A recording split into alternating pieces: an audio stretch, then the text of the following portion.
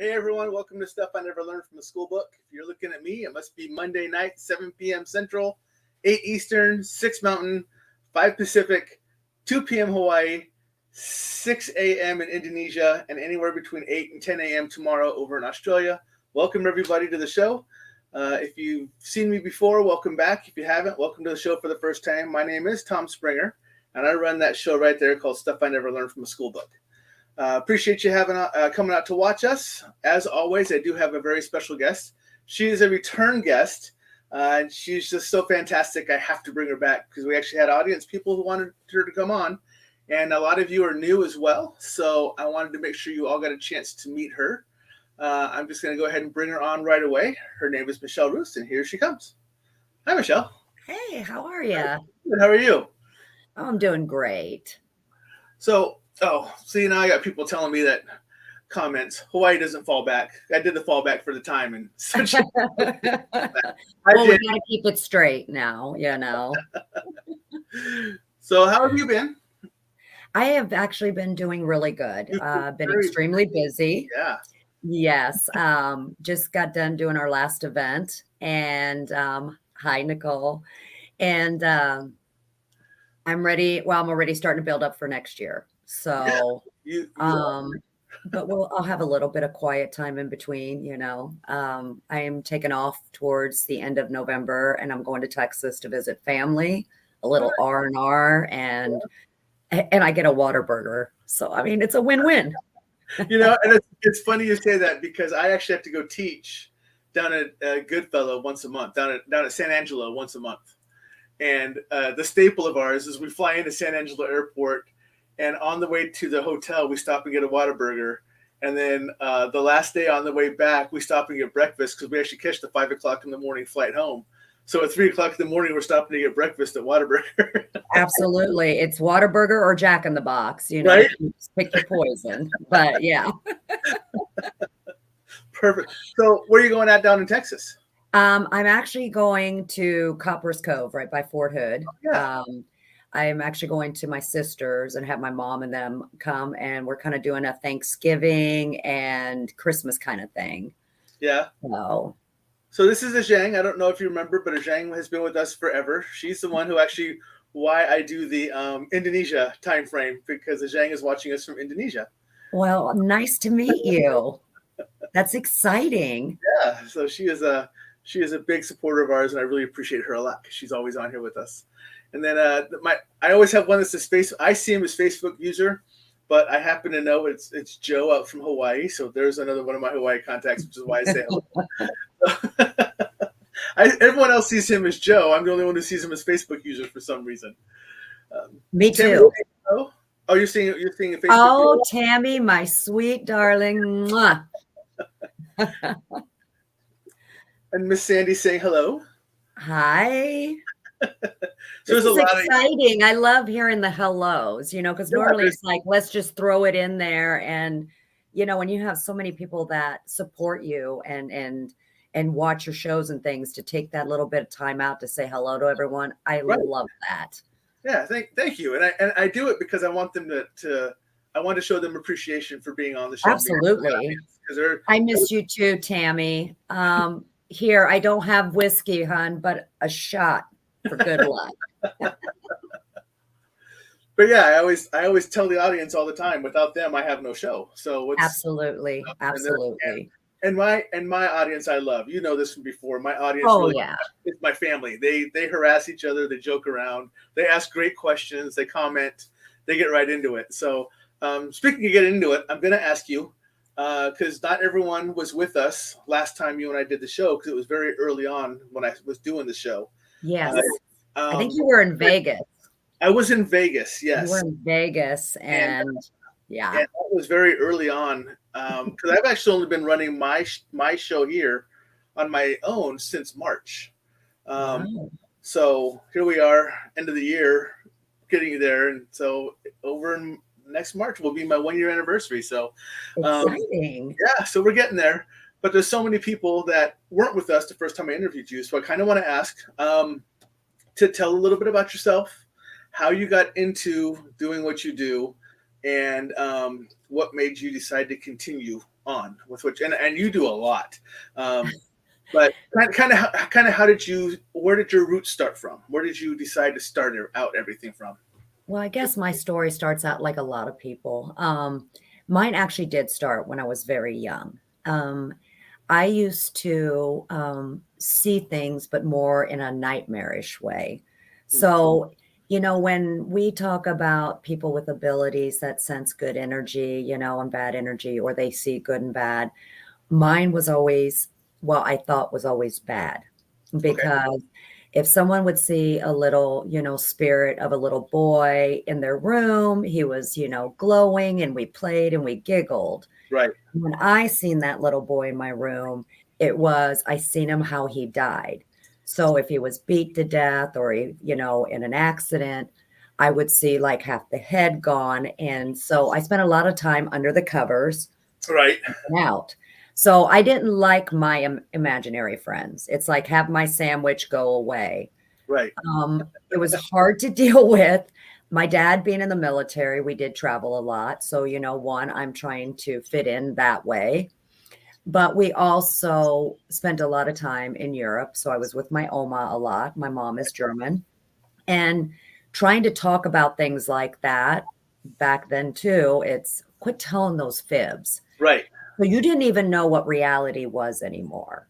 And it became, as I was growing up, kind of like, okay, is this reality? Or now you're starting to see things on TV. Am I going crazy? Yeah. So I always try to keep myself really busy. As I was getting older, it would kind of, pierce out here and there. I remember a story that I always thought something isn't right about all this. Always seeing this guy. And so in Germany, in a lot of places across the pond, you go to the bakery, you pick up the fresh bread, the lunch meats and stuff. And that was my chore with my Oma all the time. Right. And the one that scared me the most, and I think that's where I end up suppressing a lot of it, is this car would always follow me real slow. And the guy was always, do you remember back in the day, don't take candy from strangers? Yep. And he was offering like toys and candy, and I would always run home, and I was always out of breath and never said nothing. And then one day I did say something. This guy is trying to get me in his car, and my uncles were, German police. So they're rushing to the house, and I'm like explaining what the guy looked like. And they're like, no, you're telling fibs. This is not true. This is not true. Right. And I got to the point where I was like, but it's true. And then I finally said, okay, it's not true. Well, to just find out later on, that guy was dead. But he was someone who was kidnapping children and killing them and all that. So as I grew up, I found out the real story, and it really freaked everyone out because I wasn't supposed to see that guy. And so at that point, I am so devastated. I'm just like, okay, I'm done. I must be crazy. And as these nightmares continued, I was either I can fight it or embrace it. Right. And then finally started really searching on the inside myself. And I found out I was actually speaking for spirit. So I was speaking for victims. Right. And I was finding out they were coming to me because they wanted their story told, not what the living wanted to hear, but the actual stories. Right. And as I started to get to notice that, I started to embrace it more and wasn't as scared of it. Oh, great. Kelly? So I do have to do a side note really quick. Your nails look awesome, by the way. Well, thank you. I talk with my hands, so I always try to make sure my nails look good. Yes, I know I'm a guy and I notice that stuff. No, that's fine. Thank you. 8 older sisters, so I recognize things like this very rapidly. So that's interesting and it's funny because the first time I heard you say that, the first time you're on my show, I asked you this question and you talked about how you always kind of saw them in their death state. And the very first thing that pops into my head is the Sixth Sense when he says, I see dead people, because he always sees them kind of in that same way. He never saw them just as friendly, happy ghost, he saw them in their death state. And that's always the image that comes to my head when you said that. And it did it again when you were talking about this time. Hey, you're welcome. So now we fast forward to everything you're doing now.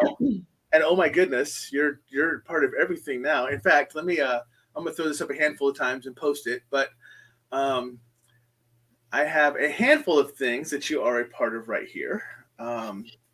So there's 3 different things right here for people that they can go out and look at. You have your daughters, which is out here. I put the Facebook site there. Yes, people can get out there. I also put your RIP for the Facebook one and your thriller and the thriller events, which is out there as well.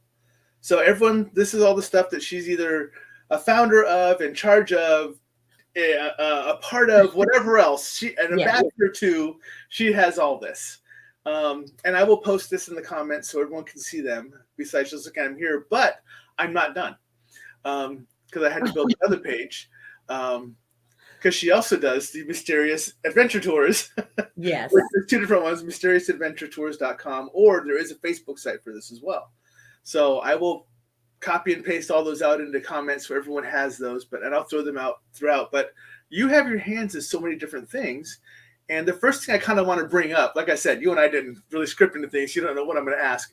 But I do want to talk about your most recent overseas events you did for Halloween. Well, for your trip, you just came back from Scotland, right? Scotland, correct. So if you can kind of give everyone a rundown there, how that went, because people who don't know you should friend you, should follow you. I'm telling you right now, everyone go out and friend and follow Michelle. She's fantastic. She has her hands going through so much, and it's just amazing seeing everything you do because it's done so perfectionally. I mean, that's awesome. Thank and you. to be able to follow the pictures and the stories that all of you were posting back to us when you were over there was fantastic. I mean, I was able to live that through you guys that went over there and partook in it. So if you can tell us about it, that would be great while I'm posting everything in the Yes, we did do Scotland in October. I have to say it was one of the most magical trips I've taken. I met the most beautiful people. We became like a family. It was one where, we can do events and go to locations for paranormal and all this other kind of thing. But the adventure tours makes it, inclusive where we do this as a group. So you already have all your hotels. Now we stayed in all these locations that were haunted castles. Now, mind you, you guys, I just told you what I see. And I love Maria, but every hotel we went to, here, I put you in the most haunted room. Here, and I'm thinking to myself, are you kidding me right now? But we seen some magic over there. And it wasn't just the castles, but it was mainly like the ruins. Yes, there was a lot of walking. I think we all lost about 20 to 30 pounds. The food was an experience. And I got to say, I tried like the whiskey in every place. And at first was myself with, my daughter, Brittany, and them. And then it just kept growing. And it was one that we would take it and just say, good luck for the day. And just whatever came at us, we just took it in and went that way. Yeah. But the energy with the people that we had, it brought so many people together. I feel like I've made lifelong friends, not just for the tours, but I think if I needed something, I could actually speak to someone. And Tammy's one of them. There she is. Yeah, there you go. But it was great. There were, laughing and cutting up, and you were able to just let your hair down. Right. And, yes, we were on buses and things like that. We had a great coach driver, and it's one you have to experience. I mean, it was something different for everybody, but you are going to places you would never go if you just went over to Scotland, unless you knew that's what you wanted to do. Yeah. So, to be able just to walk in and have your rooms ready or walk in to do this, it's a trip of a lifetime. Yeah, it was nice because you even beforehand, you even kind of said, okay, so here's the itinerary of what we're going to be doing. kind of planned for this. Mm-hmm. If you're going to be going with us to Scotland, here's kind of what to expect.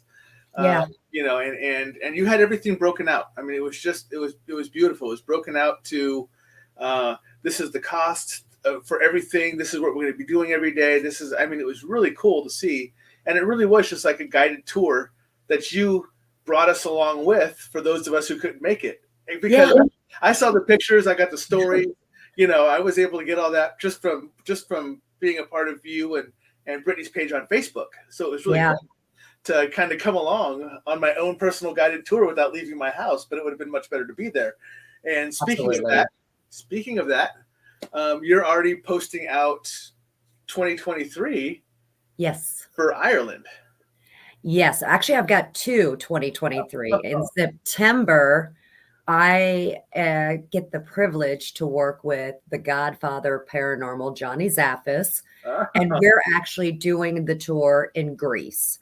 Oh, that's right. So we're actually going to be traveling through Greece and Athens, going to celebrate Hecate there. Okay. And also kind of bring in more of that paranormal twist with him in it. So that itinerary is just amazing. And to be able to be with him, I love being next to him. I get the best advice. And, you know, I love it because he's straightforward. You know, he'll tell me, what are you thinking? And I'll be like, I don't know. And those are the kind of people I love being around. So that one is going to be super amazing. I mean, we're, you know, going to go down by the caves where if you go down further in it, it's, you know, taking you down to Hades. Right. And so you're getting the whole Greek mythology of everything coming to life because they still have some of the statues of the gods and goddesses there. Oh, yeah. So I'll share with you that on the island of Cyprus, the southern half is Greek Cypriot and the northern half is Turkish. Yes. And there's actually a place called Akrotiri that was there, and it is partially underwater. And I scuba dove down there, and you can scuba dive through the pillars of the buildings and everything still that are down there still. So it was amazing to be able to do that. So yeah, so if you're going to be doing that out in Greece to walk through them and all the statues and everything else, that is fantastic. Oh yeah, because I know we're going to be hitting like Mykonos and all those places like that. So, you know, I'm super excited for that one.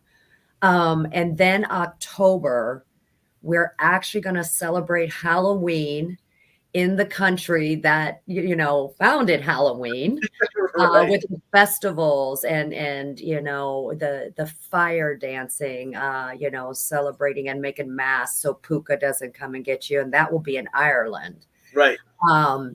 That one, I got to say, I am super excited because, especially if some of the Scotland people come with me, I mean, because we already have that bond and those are the women that I want to, you know, run around in and do all that because I'm pretty sure they got whiskey in Ireland. So, you know, hey, we got to see which one's better, right? Irish whiskey. Let everyone know we weren't getting sloppy drunk. It was just 1 or 2 shots during a whole. And you got to remember, we were starting at 8:00 in the morning and going to almost 8:00 at night. So these tours aren't just, you know, we're just going to be gone for an hour. These are, you paid to see stuff. Here we go. Right. And, but yeah, I'm really excited for those tours. You know, both of them, especially being with Johnny with one, but also, you know, be able to actually see how Halloween comes to life in a different country. You know, we just do all the trick or treating.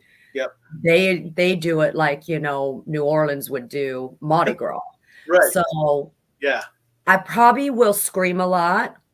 I'll probably, you know, jump back a lot because just seeing some of the costumes they wear reminds me of The Walking Dead, and I don't do zombies, you know, so it's going to be like, they'll get a good laugh with me.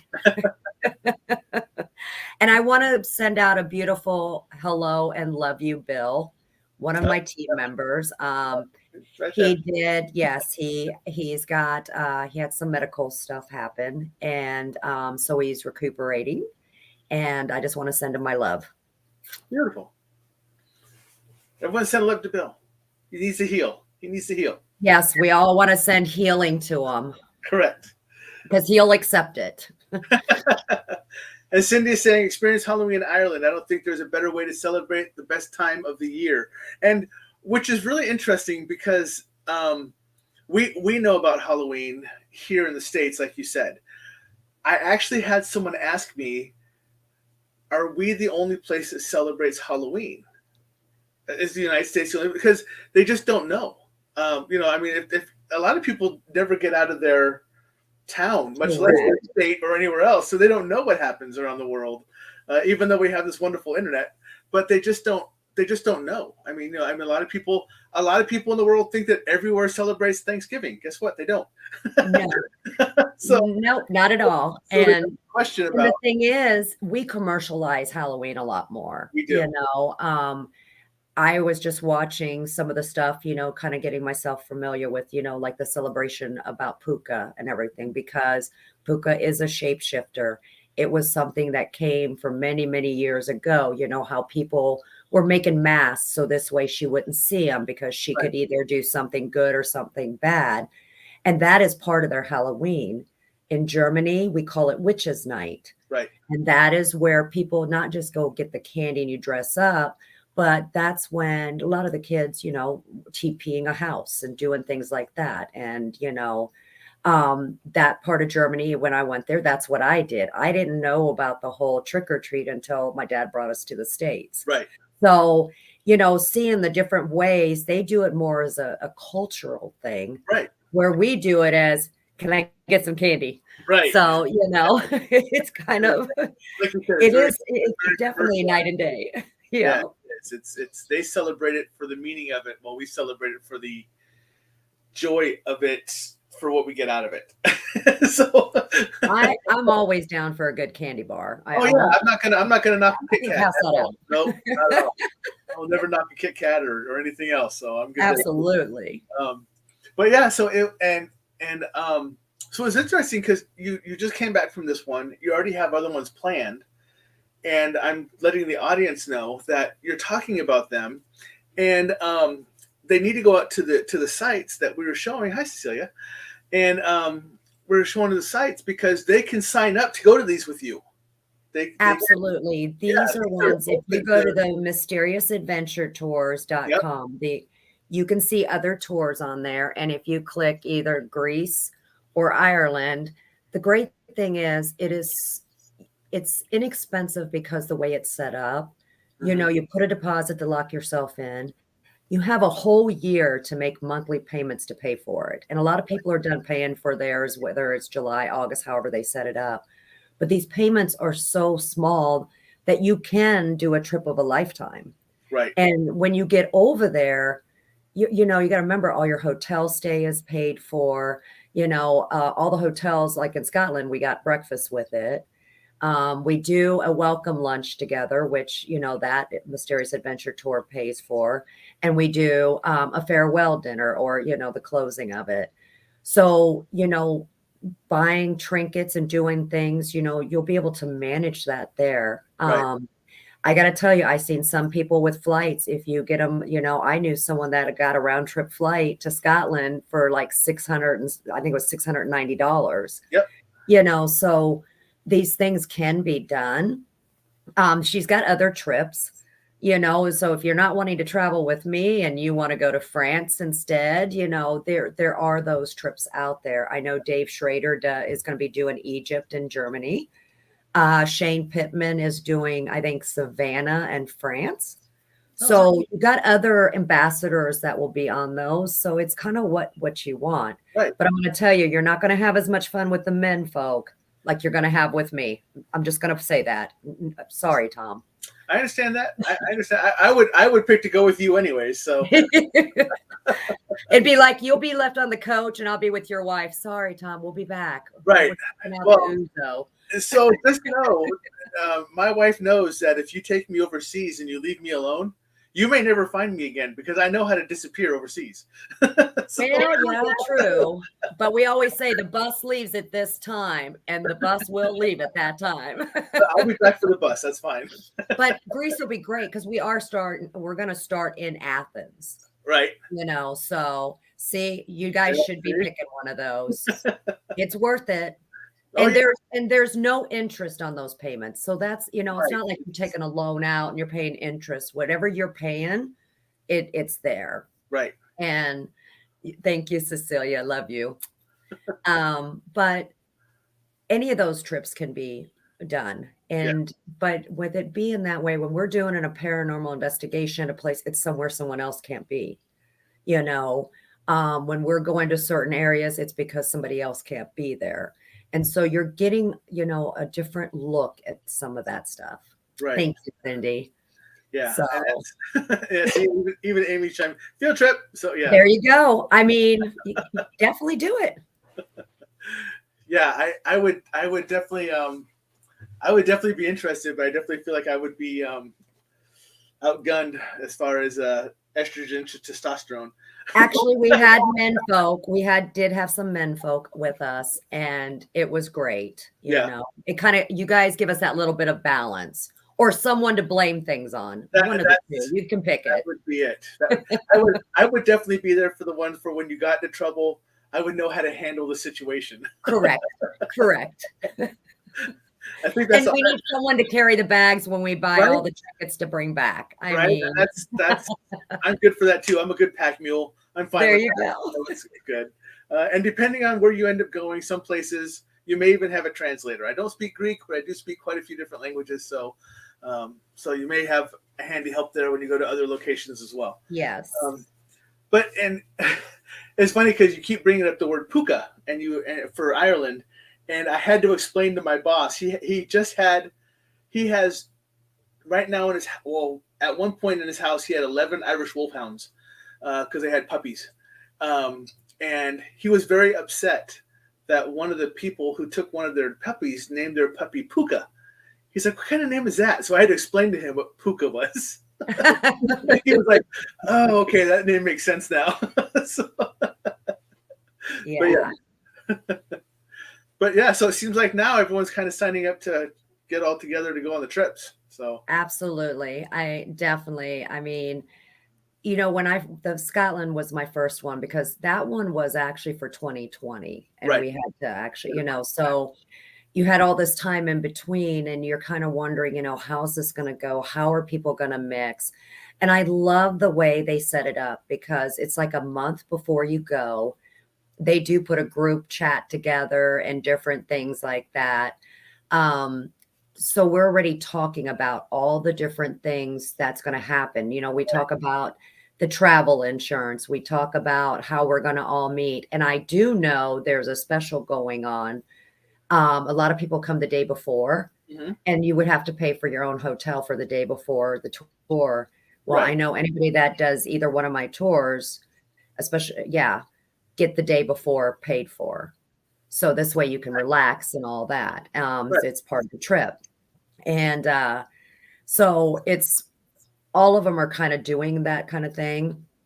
I mean, that's the best. It's actually, if you think about it, it's cheaper than going to Disney World. Oh, yeah. I'm just going to throw it out there. It really is. Any of the tours that's on there is actually cheaper than if you were to take a family to Disney World. Yeah, definitely. Yeah. And Joe is telling us that puka means whole over in Hawaii. So. Oh, well, there you go.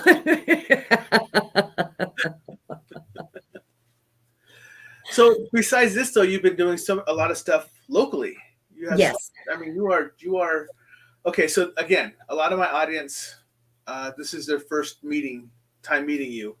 I don't want to screw it up, so I'm going to have you say it. But you are the first woman I am the first woman on the list of Worldwide Society of Exorcists. Yes. Yes. That one. Yes. I didn't want to screw that up. I had all the words right. I just had them in the wrong order. So, but yes, and that was huge. I mean, I read that and I was just amazed by that. I was like, holy cow, how'd you get that? I mean, that's huge for me. Again, embracing what I was seeing and what can I do with it and where does it fit in my life to make it, worth something. Right. And that's how I started going down demonology, learning, parapsychology, things like that. It wasn't just to help folks, but it was also to help myself. Right. And so I found where I belonged. I guess that's kind of the best way to say it. Nice. And anything that I do, I do it to help others because that's, I think my calling was. Yeah. And now my calling is to help spirit. To help them move on.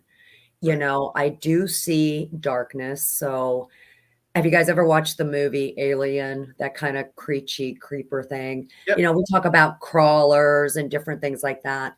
Well, when there is really bad negative energy or anything that people would call demonic, depending on your belief system, I see them in those types of forms. Okay. I will see like a hellhound type of creature, but it can also be someone who was so evil in life that part of them, they would look that kind of demonic look, if that makes sense. That's kind of interesting. I never thought of it that way. Well, when we went on an investigation a while ago, I kept seeing this thing. It was not human, and it was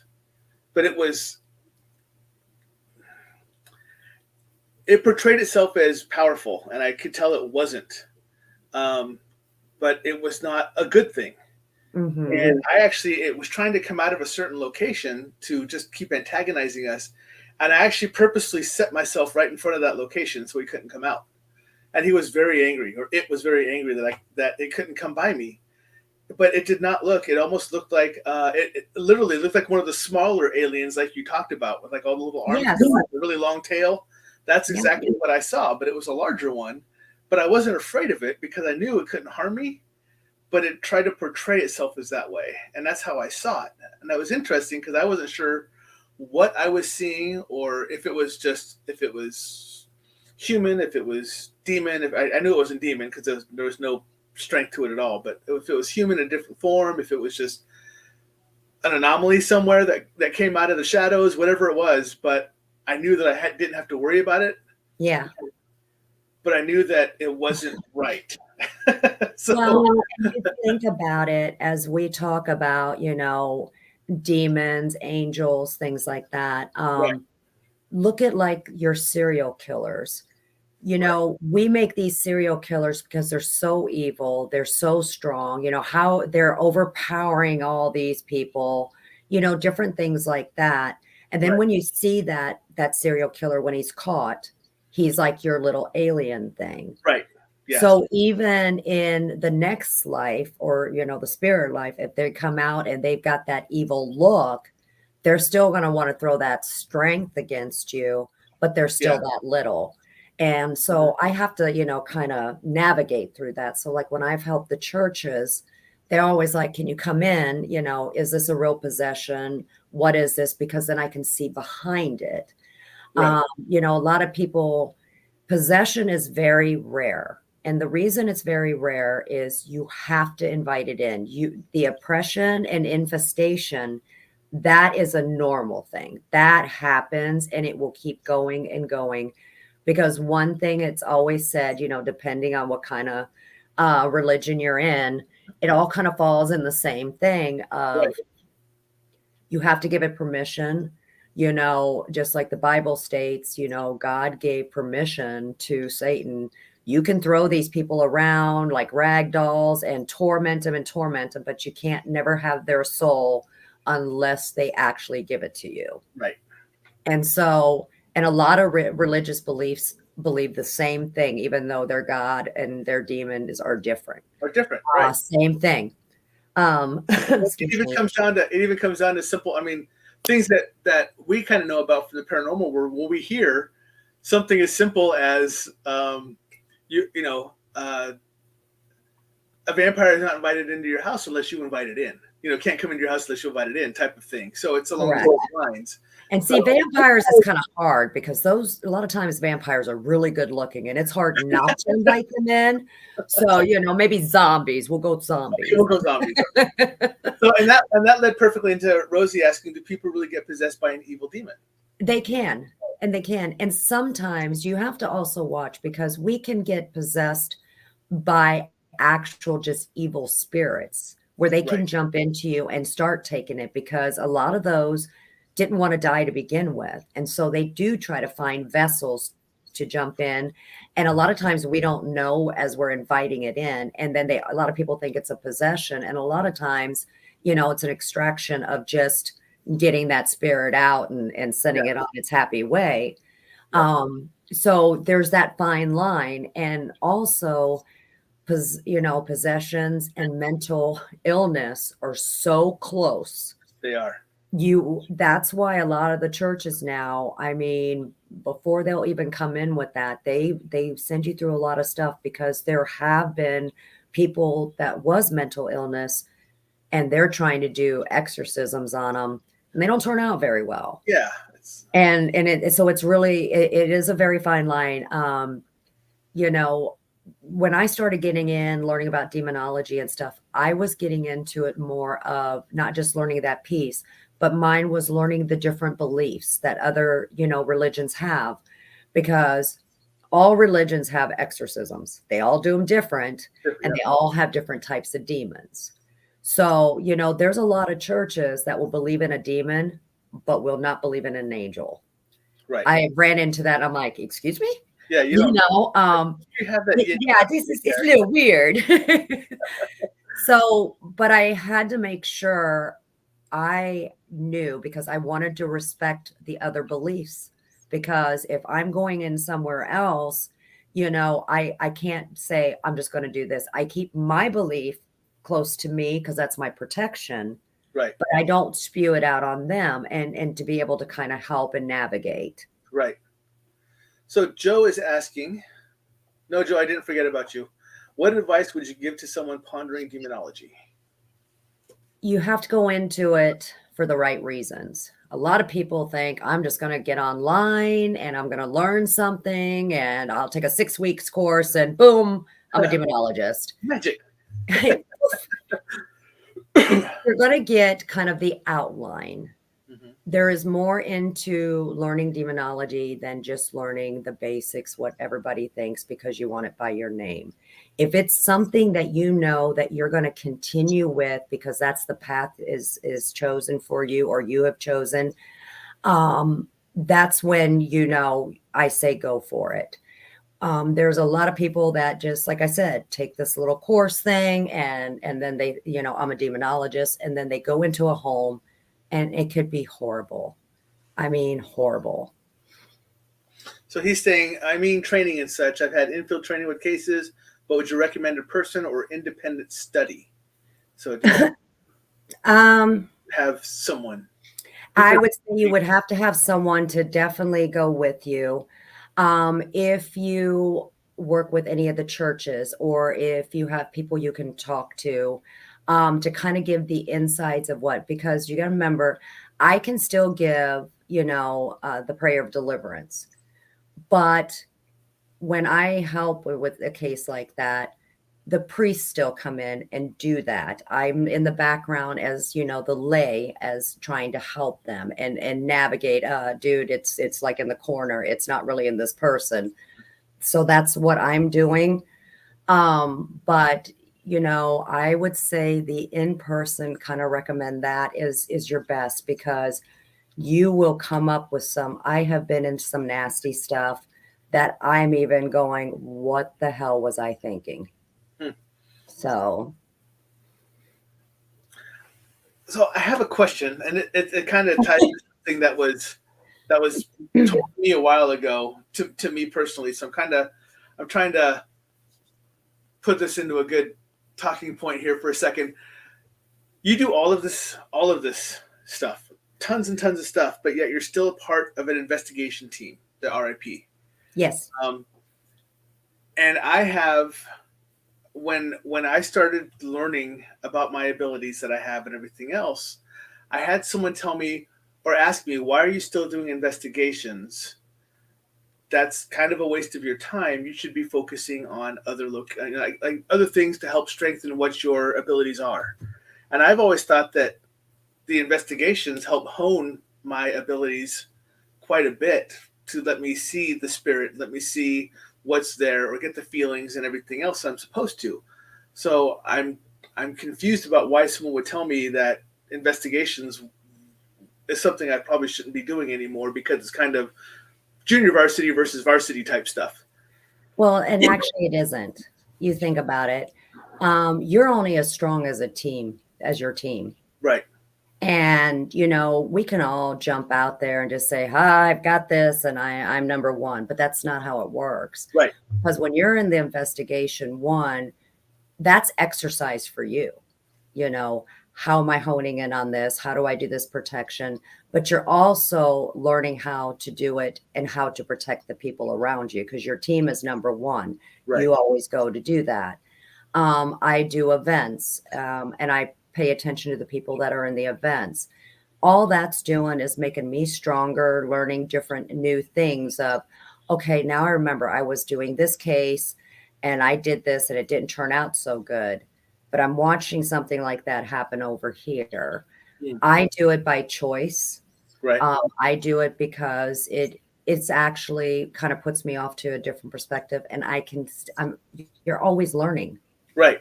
And I really want to learn.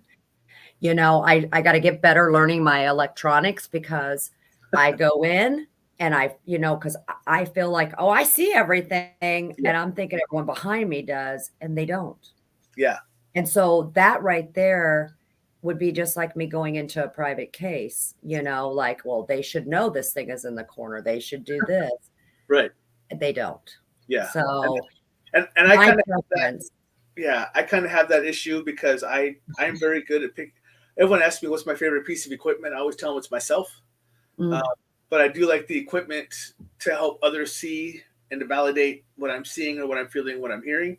But I always trust my senses more than any piece of equipment because, I'm infallible just as much as that equipment is, but I trust myself more than I do that equipment. Well, and that's me too. Mine is still trying to wrap my brain around the apps. Yeah. I just, it's an app. Right. It has to be built. Right. So what are we hearing? Is it really going now? But sometimes with me seeing it and stuff like that, I can go, that was right. Right. This maybe not so. So it's kind of just learning what fits with you. Right. That's something you have to find out from the inside. I don't think anybody should be telling you yay or nay. You know what I mean? And that's why I asked, because I was curious about that, because when they told me that, I was like, well, I can understand some of it, but I couldn't wrap my head around why would I stop investigating, because I don't see a downside to investigating. I mean, there's never going to be anything that I'm not going to learn from an investigation. Even if there's absolutely nothing at all that happens on the investigation, I'm still going to learn something. Maybe it was something that we did or something we didn't do or whatever else that made everything go quiet, or whatever else. So I should always be learning on an investigation. Absolutely. I never understood why I just couldn't quite wrap my head around what someone said. Well, you shouldn't be investigating. You should be working on other things because investigation is kind of basic. And I was like, that seems a little wrong to me. So yeah, like I said, it's just a preference thing. I especially when we do events, I love being around the people. I love, learning about other, things and things like that. But I also learn from the people who are coming, the guests. I mean, right. But I also, there's times these guests come to these events, not just for that, but they're coming because they need to talk to someone or they're trying to figure something out. Like there could be something happening in their home. Right. And so they'll come to an event to see, or that becomes part of a conversation. We've had that happen before where we ended up on a private case because they weren't sure was something like this real or not. And before they pick up a phone and all this kind of thing, they're like, let's do this instead. And then when they found out, okay, these people do believe in this, now we need to talk. Right. And so those are the things that I like on those. Well, plus the coffee and the snacks. Besides that, that's what I like. Right. Yeah, so Cecilia's saying the same thing. Investigations is all tied in together. Yeah. It is. And it's interesting too, because I've also seen a couple of times. I mean, I've only been on a handful of investigations. Like I said, my stuff is still new to me. Everyone knows this. Well, if you don't, all my stuff is new to me. I've only learned about it about a year ago. That I have abilities. Because there's a lot of people that you're bringing into the show that I've never met before. So hi, everybody. But it's weird though, because I'm new to it, but it's almost like when we get into trouble, like we had someone who actually got jumped and I had to pull that person out of it. And I knew how to do it, even though I've never done it before. And everyone goes, how did you know how to do that? And I go, I have no clue, but I knew what to do instinctively. Absolutely. So it was very odd that happened. And it worked so well. I mean, it was very rapid that it happened. And they were like, how did you know that? I go, I have no clue. But it's like a voice in my head said, you know what you're doing, keep going. And so I just kept going with it. So, and that's happened twice now. So it's been kind of interesting. That's a good thing, though. That's a good thing. Yeah, I think so. It's to me, it instills the knowledge that I very much feel like I am one of the protectors of our group. I'm very much, my background ties me to protection and everything else and stuff like that. So I think in everything, and even talking with people like Jamie and Amy and everyone else over here on my starseed side is very much, I'm Arcturian, so I'm very much a protector and everything else. So it's kind of built in. So but it's interesting to me that I've never, like I said, never done this before I turned the age of 49.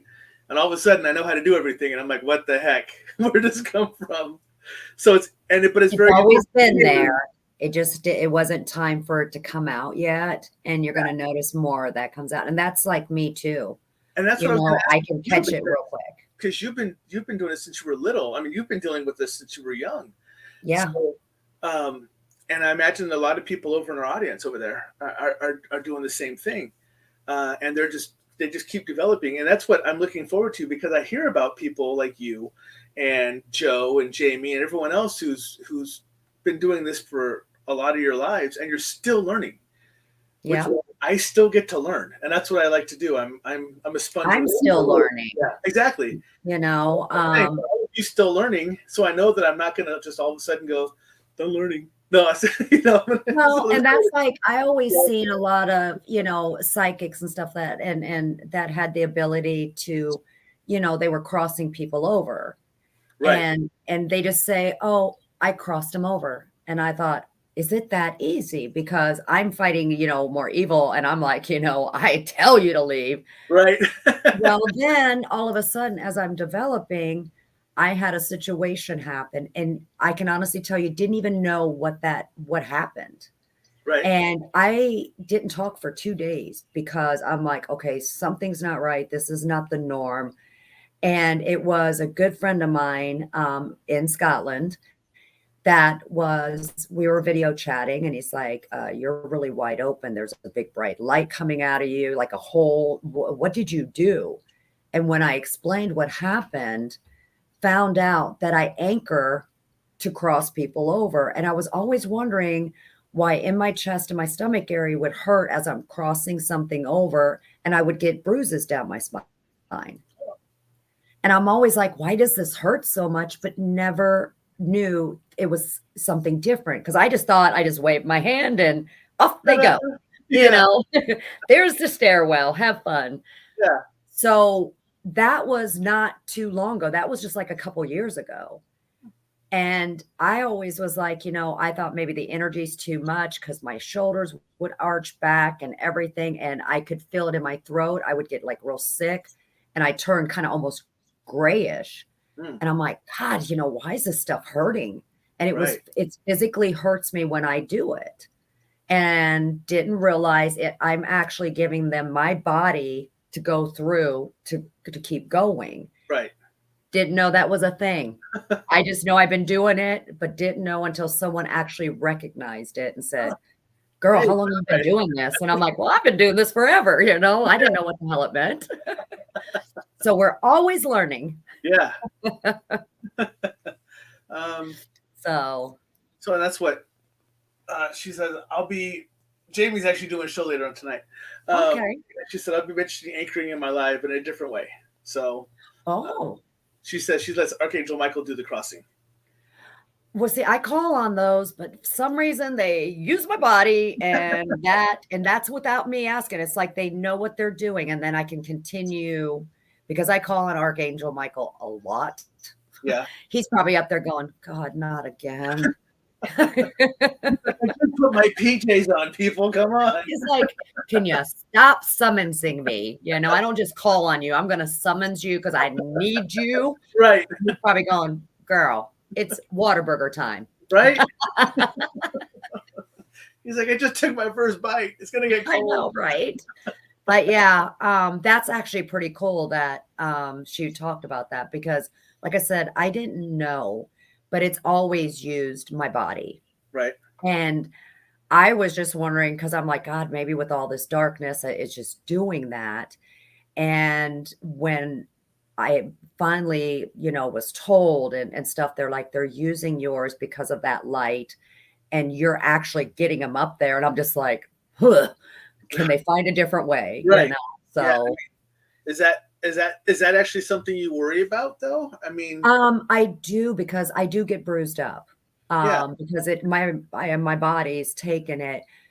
But at the same time, I'm like, well, this has been happening for a long time, but I now know how to do it. Mhm. But I just don't let them come through me. I know how to now navigate it and know what I'm doing. Okay. But I didn't. Yeah. I mean, it was literally working cases. Then all of a sudden, like, doing a back bend, looking all crazy and going, what the heck? And Right. Yeah, and I asked that because when I first started realizing that I was sensing spirit and I was feeling it in my chest, someone said you need to move that up to your head because you can actually damage your heart. Correct. Or move it somewhere else. So I actually moved it up into my head because they're not going to hurt anything up in here. It's one big rock, so it's like I think it's really damage. So it might not be good for my hair though. I don't know. See, I don't have that problem. I mean, all they got to do is look at the pretty beard. But that's what I was wondering. Since I was told to move mine, were you worried when you learned it was passing through you that it was damaging you? Yes. In a way like that. I mean, because you were getting bruised up and you were tired and you were looking sickly, and over a time that's going to take a toll. I mean, that's and which is interesting because I have that. We talked before. I have the ability, kind of like John Coffey from the Green Mile, that I can give someone a hug and I can take in their pain, their anxiety, their tiredness, whatever else. I can take it from them and I can make them feel better, but it doesn't hurt me at all. Yeah. Because I can take it in and I can release it right away, basically, just like that.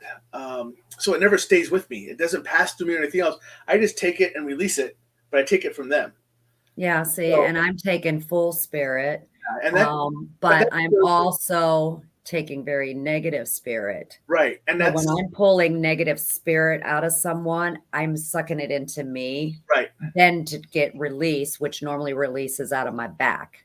Yeah. So I normally have to full on take full spirit especially when someone's like jumped and things like that. Yeah. And when I'm not listening, Amy, I get that buzzing and ringing like someone screeching in my ear. And that's probably, my guide's going, woman, you need to start listening. Right. Just saying. Yeah. Yeah. Because the very first time I had to deal with something that jumped into one of our members, it literally took her over for a second and looked at me and goes, you're who I want. And I was like, okay. And so I grabbed a hold of her and I said, well, come on. And I had no fear of it for some stupid reason. I'm too dumb to know any better. And I felt it come in, but I trapped it at my shoulder. Like I would not let it enter anything past my shoulder. I literally locked myself down at my shoulder. It got out of her. I went outside and I put my hand to the ground and I pushed it back into the ground and I was perfectly fine. And they went, how did you do that? And I go, I don't know. That just seems to be like how it works with me. So and that's actually really good. A lot of my answers are, I don't know, but yeah. But yeah, and that was something I did and it helped her out. And I took it right out of her and we got her outside and everything else and got her cleared. Mm-hmm. But they were like, how did you do that? And I go, I don't know. Sometimes like with me doing that anchoring, I didn't know what I was doing, but it became like a natural thing. Like, Yeah. okay, it's almost like it knows itself. Like a second nature type of thing, right? And that's kind of what it feels like to me. A lot Correct. of people happen kind of feel like a second nature thing. Mm-hmm. So Zhang is asking a lot of questions about it. How long does it usually take to study demonology to become a demonologist? What is the learning process? What do you do? Well, first, it's a lot of book work. Yes. And catching on and kind of learning, the ins and outs of different things. The first thing I would say is definitely do all the book reading, any kind of books you can, read, Saint Benedict's book, read, spiritual warfare, kind of familiarize yourself with what you're getting into. To become a demonologist, it can take some years. If someone says you can be one in 6 weeks, they're lying. Yeah. But I'm a famous artist. Again, like drawing out the turtle on the back of the comic book page. Yeah. It depends on how far you're getting into it, because honestly, you can become a demonologist, depending on your pace of how you learn. But just because you have that name, it doesn't mean you've stopped learning, because you still get in deeper because it actually becomes an obsession almost. And the reason being is because you're trying to make sure, because you remember everything we're reading and seeing, it's man written. So you're trying to go in deeper than, okay, if this is how they depict it in this book, what exactly am I really getting into? How do I know how to do this with, demons and things like that, And so it just kind of becomes, you want to learn that. And if you get obsessed doing that kind of stuff, then that is definitely a calling. There you go. So with pulling stuff negative into you, has it ever manifested as a black goo or blood on your skin when you woke up the next day? Actually, when I do really pulling negative out, when I'm working something hardcore like that, it does become blood, but it becomes a nosebleed. It's almost like a release, but I get a nosebleed, and then I get like red blotches on my arms. And of course, all of the, different types of markings. And a lot of times is because I'm doing what I call spiritual warfare, taking out the negative, trying to pull it through. So I kind of, I get beat up. But again, this is my calling, because I know this is where I'm supposed to be. Right. And when I do it, I'm not going to say I love it, but I have gotten comfortable with it, and I know how to control what I need to control. And there's sometimes, when you see a negative energy looking like a succubus over a child and it won't let go, you're going to take that sucker in and take it with you and get rid of it. And that's what I do. So Cecilia's asking, what if you got physically hit but didn't realize it was spirit? And would you still be physically ill? What would happen? Would you continue to be off? Would you continue to be off? So if basically you got hit by something, but okay, and you didn't know it was a spirit at all. Okay. How do you deal with that? I mean, do you always know it's a spirit when that's what comes through you, or? Yes. So I can already feel it, because one, my inside of myself is ice cold. It's one of those chills that you get that blankets will not even warm you up. It's on the inner. It's that really hard core that you literally shake. And what's happening is, because it's using my body as that bright light, it's not warm feeling. It is pretty much somebody has dunked you into nothing but a bath of ice cubes, and it does take a couple of hours afterwards to get that inner side, done.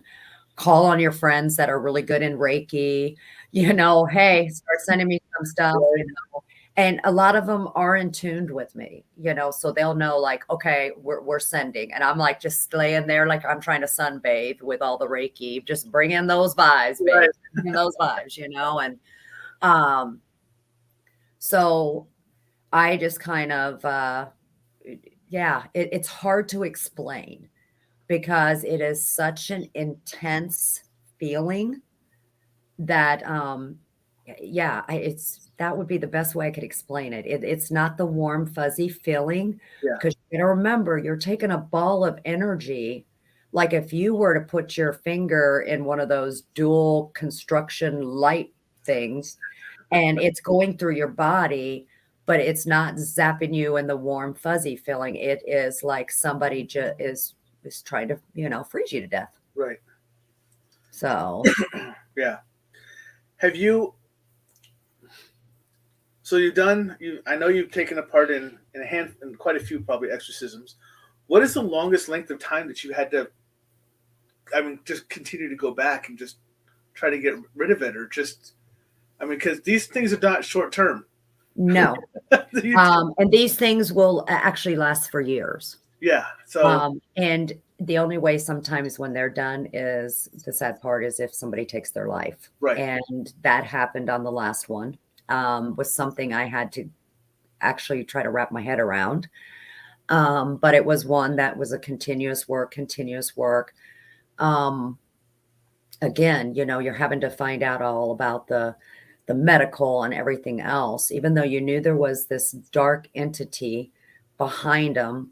And it had a grasp on it so much that they didn't want to fight. And so when you're trying to fight something and they don't want it, you know, you got to struggle with both. So not just with, you know, the demon, but also the person. Right. They have to want it. And that can go on forever because they start feeling weaker and weaker, and they don't realize, you know, you've got power behind you. Right. And so now you're working with the person first, then you're dealing with the demon. And that's pretty hard. Yeah. But like I said, my first one, just before I left to Scotland, it happened. And it was pretty tough. Especially when you get the phone call and say they just couldn't take it no more and they did it themselves. Yeah. Do we know what happens to, if it was a demon, do we know what happens to that demon if the person takes their own life? Do we know, does it try to go to someone else? I think it kind of dissipates for it and does try to find someone else. Because at that point when they take their own life, you know, that's not free will. They lose the soul. And that's what they're there for. Yep. Yeah. And you got to remember, a lot of them are, I call them low level demons, you know, different levels. And your low level demons are usually the ones that try to do the possession. Right. Because I call them the little minions, because that's the ones that sit there and start the infestation and start messing with your head and start doing different things. So, you know, just like, you know, you have your, you know, anarchy of different angels, different levels, who's what, where, and how. Yep. Your demons are the same way. And you're not going to get a high power level demon, as you want to say, or Satan or whoever, right, that's going to do the possession. I mean, that's like, remember you were talking about it. Why would you keep doing an investigation if you're Satan? Right. You're going to sit back and let your minions do it. Right. So a lot of times when you have those, then you can actually, you know, deal with it better because they are a little bit easier unless you get like a group of them, you know, like when they say the Legion or whatever it is, you kind of get that. We just posted Chaos Legion. Yeah. So, I mean, it's just crazy. I don't know, but somebody in your audience, I don't know where it's at, who's doing it, but I'm like really sweating right now. And my eye keeps getting a twitch. And somebody's had something going on. Watering. My left eye is watering. It's my left eye. My left eye. Twitching. And I'm like, somebody on here has got some energy coming through that my palms are sweaty. And I'm like, okay, something is not cool right now. Yeah. Yeah. And that's why I keep touching my eye. And I apologize because I keep doing the same thing. I keep going like this to my eye because I keep going. All right, what's going on? Oh, well, Joe is saying that he's cutting grass and sweating. So he's actually listening to us as he. I'm just like, God, my eye won't stop twitching, and it's getting really warm, and I'm like, oh my gosh. I feel like this to my eye probably like 5 or 6 times a day. Going, I was watching you. So, and this is a perfect reason why I read a lot of when I post the comments up here. This is why I read them out loud, is because I know a lot of our audience doesn't watch us because they're at work or whatever else, but they'll listen to us. Yeah, I read out the comments so people know that we're reading their questions. So what they go, wow, that's weird. I just asked that. How'd they get that in? Because we just read your question. But okay. Now this makes me wonder. I'm kind of focusing on a train here that I'm on this track. Lower level demons normally do the possessions. Are they doing it because they're trying to earn a higher place in the hierarchy by showing what they can do? I really can't answer that because I'm not really down there listening to the conversation. I mean, they could be, but I think because they're, just like you have an ant, like in your ants and your bees, you got your worker bees and you got your middle class and then you got the queen. I think it kind of maybe runs the same way. You got to remember, if you look at the biblical side of all of it, Lucifer, Satan, right, is always trying to take God's children away from him because right. That is a mission. So, if you think of it that way, you could see, the grunts, the front rows, you're going to go out and do this because if something happens to you and you get cast out, not a big loss, right. Yeah. So I kind of think of it that, because I try to make sense of it myself. I just kind of feel like, they are different. Yeah. And the reason I ask, I mean, my mind instantly went, when I saw this, my mind instantly went to like, because this is, I don't like know. The mobsters and stuff, if I cap you, I get to move up. Yeah. I went mafioso on that. I went, all right, so, I got my hitman and then I got my, my armed man and then I got my protection and then I got my godfathers and, so I kind of went that whole realm to say, is it just a stepping stone for them to try to prove that they can move up that realm? But it makes sense because worker bees never move up for worker bees. And and I think that's what your minions are. Yeah. So, okay. Well, that's good because I was curious. Like I said, my mind just instantly went there. I was like, oh, we're going to turn this into a Gambino family type of thing. So, and it would be, I mean, it's a gang and they're trying to find their way, but I just feel like, even with the angels, there's certain statuses and they just stay there. I mean, because the only other prophet that ever became an archangel, it was Metatron, but that non-angel. Right. So, then you got that he automatically went up there because, he was a prophet. But then again, not too many prophets are hanging out down yonder. So I don't, I think when you're in this status, that's where you stay, and see if you can do something. Yeah. Probably just accept it. That's your role. That's what it is. Yep. And you get cast out maybe 20 times a day, but you're just going to go back and try again, So what's coming up next for the RIP team? What are you guys doing next? Right now, it's kind of a break time for them because we're starting to build our events for next year. I mean, we're busy throughout this time too. It's more private cases. We're not doing events because a lot of places don't have heat and it gets really cold, so it's not fun for anybody. I know we are kind of doing a little bit of we do a little bit of what I call training, things like that, keeping up with things, housekeeping things, and just kind of enjoying our families and just preparing for next year. Nice. That's good. Yeah.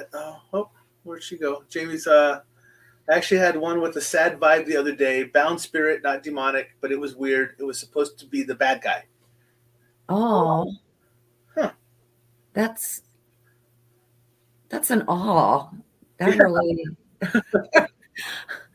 And that's the thing. Yeah. People, that's why I always say before we run, to the word demons and things like that. Well, these people, if they were really bad in life, they are kind of demonic because that was their mind process and things like that. But yeah, I mean, any type of energy, that kind of thing can give you those vibes. And yeah. Yeah, but there is a very definite, you definitely know between demon and non-demon, especially if it attacks you. Yes, just a little bit. I mean, Now, I will tell you, during an exorcism, heads do not spin, pea Right. soup does But- not come out. there is a difference between a skin scratch and what looks like a razor blade cut down your arm. Yes. So And I will tell you, and here's a difference too, and people go back and forth and banter about this, but I will tell you from my experience, if you get scratched and it burns, it is not demonic. right. Because that is actually earthbound spirits, because they're trying to get so much energy, and as they're trying to get your attention, there's your scratch. Yeah. If you get scratches that you do not feel and you happen to see them, then you might want to be thinking, because then that's something more on a darker side. Right. People always feel like, oh my God, I got scratched. It's evil. Earthbound spirits have so much energy, again, like a big light, a ball light, and if they're trying to touch you just to get your attention, not a lot of times it's a scratch. It's actually that energy slicing you as a scratch. That's why it burns, and it looks like, a cat kind of got you. Right. That is actually the difference. That's from my experience. Some people say different. They're like, no, if you get scratched, it's always evil. It isn't. Yeah, and that's and so you got to kind of watch it. yeah. And also 3 scratches, yes, people think it's demonic too. 1 scratch, really deep, doesn't burn, you still might want to think that way. Yeah, Just and that's tell what, ya. that's what I've heard is that if it's a scratch, it's not demonic. If it draws blood and And it's you like don't feel pain. you don't feel pain and it's like a razor blade cuts you, but you don't feel the pain, Correct. then you have to go, uh-oh. Then that's when you think about, yes. Yeah. So, that, and I always want to make sure people understand that. Yeah. Yeah. So Jamie's saying, I've noticed Yeah. scratches from the inside definitely get my attention, but that's a very good point. So yeah, Mhm. so it is. That was something that another demonologist talked to me about. He has not personally dealt with individual exorcisms, but he's done home exorcisms, stuff like that. But he's been around enough of the people who have done people exorcisms that that's the report he's got from them as well. Is that this is what's going on. So Cindy's saying, so interesting, kind of like earthbound spirits bumping into you. Absolutely. So yeah, and that's interesting because I for those who don't know or who haven't heard that, that's a good piece of advice, especially since I think most all of us on here do investigations. Well, yeah. I mean, you think about it. You go to some of these places that's like that used to be an asylum or Right. or something like that, and these people are still trapped there from when they were just dropped off. And if they're grasping to try to get your attention because they haven't never had anyone, Right. it's gonna sting, because that is a whole bunch of energy just built up, and that's just like taking a laser and just Right. cutting you, and it burns. Yeah, and that's and I have noticed that on some of the investigations I've gone on is that once a spirit understands that I can hear them and understand them, it's nonstop. Yeah. It's just like, hey, what are you doing? I have so much to say. And I'm like, oh my goodness, stop for a second. It's like, slow down. Right. Yeah, you're like, okay, I get it. We can talk. We can have this conversation. We got this. Yeah. And I don't know if it's different. I don't know. Because for me, when I see the entity or when I see the spirit, I literally see them like I'm looking at you. And I have a conversation like I'm having a conversation with you. Correct. I don't get the symbols. I don't get any kind of real weird animosity type stuff. Mine is straight cut. It is, hi, this is who I am, and I know you can talk to me, so we're about to have a conversation. I'm like, okay. So mine's the same way, but just looks a little bit more. Right. Right. And then that's why and my teammates will laugh at me too, because I'm like, is that real? Is that a real person? Because I just don't want to be talking to just nobody, you know, and they're just like, seriously. And sometimes I get in that mode where everything kind of looks the same, and I'm like, are you real? You're not real, you know. Oh, yeah, and that's why Jamie says, she goes, yeah, that's why it doesn't damage. Oops, it doesn't damage clothing, just skin. Mm-hmm. So good. All right. Well, all right. I think this is a good place to kind of wrap it up. Absolutely. So, I mean, I want to hold on. We can't go anywhere yet because I have to show all these up again. So I want everybody to know where you're at and how to find you and everything else. That is Hecate. So make sure you go to Facebook out there and take a look at that. Riverside Iowa Paranormal, also known as RIP. You can go out and check out their Facebook site as well. Thriller Events, www.thriller events. If you go out there, it's really the only site that has, like, it's just dedicated to otherworldly type events. Yeah. Other stuff has, like, they might have one or two in the offhanded comments or anything else, but this site alone is the one that has all the otherworldly stuff that you can go out to look at and see where the events are. So this is a big deal. This is where, if you want to know, if this is the end-all be-all type of site, if you want to know about the thriller events that's going on, go there. Also, we do have the Mysterious Adventures Tours. So we have mysteriousAdventureTours.com and the Facebook.com as well. You can get out there as well, because I was out at the Facebook.com, and there's a place that's booked now. So you can just click on that button too. And remember that this wonderful lady right here, on my, over here, has a couple of them coming up in 2023. You have a Greece one coming up, and then you have an Ireland one coming up. Greece is in September. Ireland's right over, actually over Halloween. Absolutely. Okay, perfect. So those are posted in the comments for everybody who hasn't had a chance to look at those. If you want to copy them, make sure you go out there and copy and paste so you have them on hand. Thank you very much for everyone showing up. Everyone's saying bye now, so I want to make sure we get all those out there. Much love, folks. Cecilia, thank you again for coming on. Yes. I'm glad you all enjoyed it. Thank you for coming on my show again, Michelle. I love having you on here. You know you're going to be a repeat offender on my show because I'm going to keep bringing you on. Love it. I love the energy with the people that you have here. This is an amazing show. Keep it up, and I'll definitely be back. Yeah, and I love it because you specifically and your whole group always have so much different things going on that if I bring you on every 6 months, 7 to 8 months, we always have so much to talk about because there's already so much stuff that's been going on. So thank you, Amy. Much love. Appreciate it. Cindy, thank you very much. Yeah, Jamie's already got you. Thank you. But don't run away. I'm going to talk to you after we're done, but I just want to say goodbye to the group. But thank you for coming on, and I will be talking to you in a second. All right. Bye, everyone. All right, everyone. That's my show. Thank you for coming on. Next week, I am trying to figure out what the show's going to be. I lost a guest for next week. So I'm either going to do one of two things. I do have on another couple of guests that may be coming on that does paranormal investigation. They're paranormal exposures. So that's going to be Kat and Will Armstrong. Or if for some reason they cannot make it due to already being committed to something else, I am going to do an open forum like I had before, where I am going to bring on my guests and they can talk about their experiences, and we can just kind of have a free-for-all. I can't have up to 10 people on here at once, so we can kind of have a group chat. We can talk about investigations. We can talk about cryptids. We can talk about starseeds. We can talk about UFOs. We can talk about whatever you want. My show, I don't care. So that's either going to happen next week or that one's going to happen the 28th. But coming up soon, we are going to have another one of those shows. So make sure you get your talking points out, and I will bring on anyone who wants to come on and talk. Other than that, have a great night. Let me throw these up really quick because one of them has changed. So my Facebook.com is still the same, facebook.com/stuff I never learned from a schoolbook.